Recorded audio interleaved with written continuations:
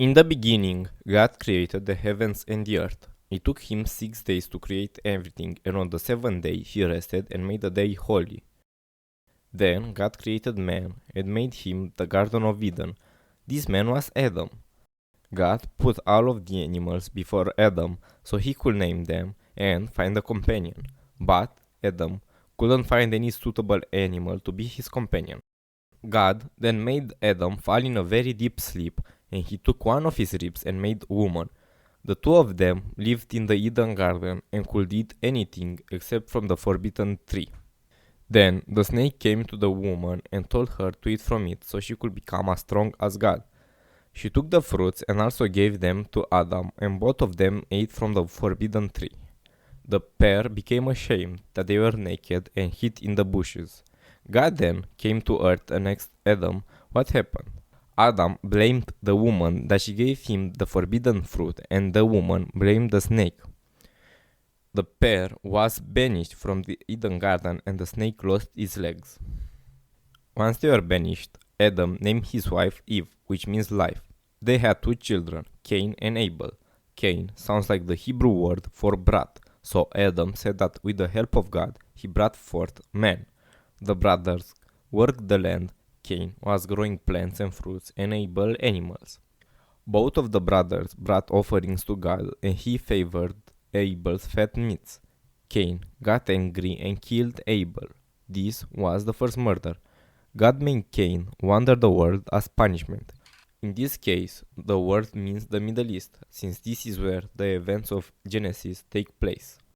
Adam had another child with Eve, and at this point in the Bible we get a genealogy from Adam to Noah. With each generation, the world became more and more corrupt, so God decides that he was gonna flood the earth. He gives Noah instructions on how to build an ark so he could save his family and all the animals. The Bible gives us measurements of how big the ark was, so we actually know that it was about 134 by 22 by 13 meters. Modern ships are about twice as big.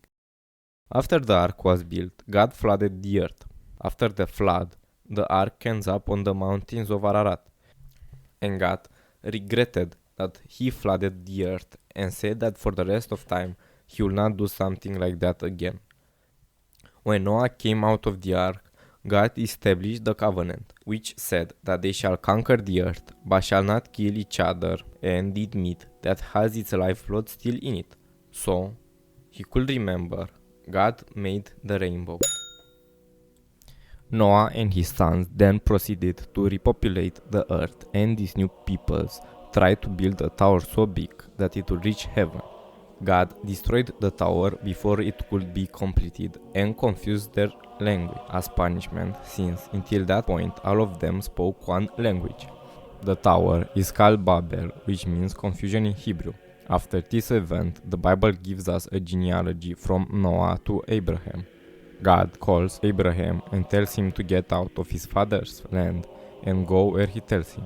So Abraham goes and wanders the Middle East, going as far as Egypt and settling in between Bethel and Ai. After a bit of time living there, God comes to Abraham in a dream, telling him that he will have a lot of children. Since Abraham's wife Sarah could not have children, Abraham didn't know what to think of it. Since Sarah knew about this dream, she told Abraham to take one of their servants and have a child with her. Sarah gave him Hagar, an Egyptian slave, and Abraham had a son with her, and his name was Ismail.